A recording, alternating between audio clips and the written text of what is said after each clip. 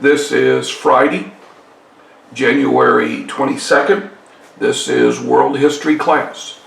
The last thing we placed in our notes was Napoleon had been defeated at Leipzig, the Battle of the Nations, and had retreated back to France. In France, Napoleon will be defeated by the Russian armies.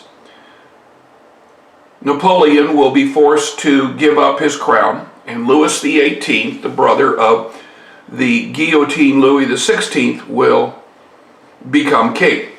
Now, Napoleon will be exiled here on the island of Corsica. And the idea was that he would stay on Corsica for the rest of his life. Well, things didn't work out that way. Napoleon is going to come back to France. He is going to be a hunted man. Louis XVIII is going to put a price on Napoleon's head. Louis XVIII is going to order Michael Ney, who had been Napoleon's second in command, to find Napoleon and bring him back to Paris, where he could be executed.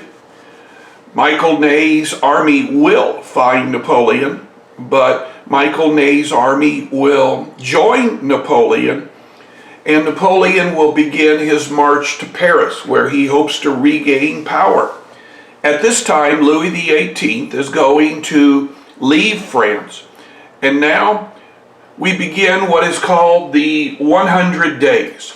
Now, this video here talks about that scene where the army of the French under Ney are supposed to capture Napoleon, and we see the words Napoleon speaks to them and how they join with Napoleon to form the Grand Army again.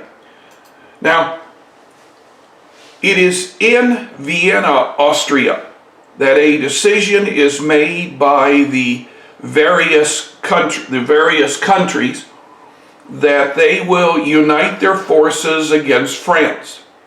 Napoleon believes that he must defeat the armies quickly, because if they all form together, he probably can't stop them. It is in Belgium, which is a country where most of the people speak French, but is considered part of Holland, that Napoleon will make his stand. At a small village called Waterloo, the French army under Napoleon will meet the British army under the Duke of Wellington. Now, that's not his real name.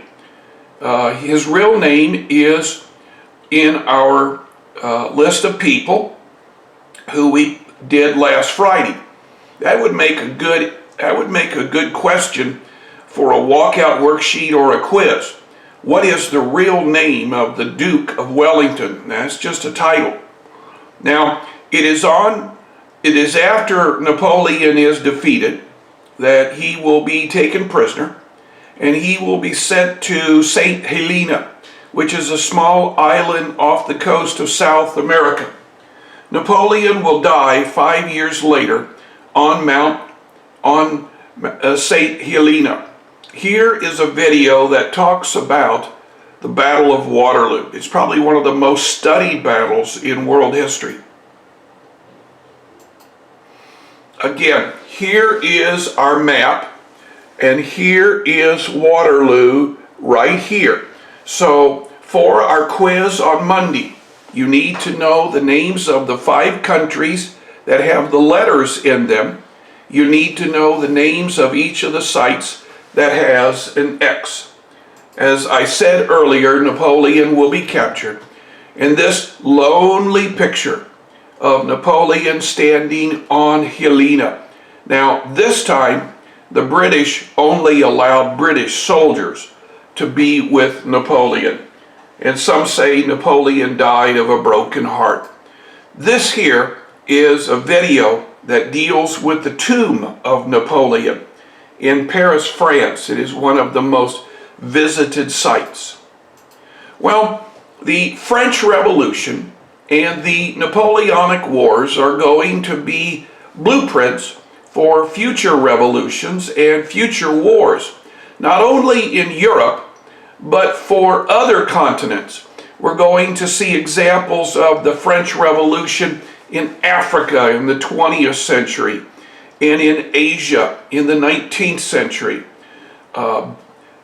Generals during the American Civil War, generals during the Crimea War, generals during World War I and World War II, generals in Afghanistan, Iraq, are going to mimic some of the battles of the Napoleonic Wars.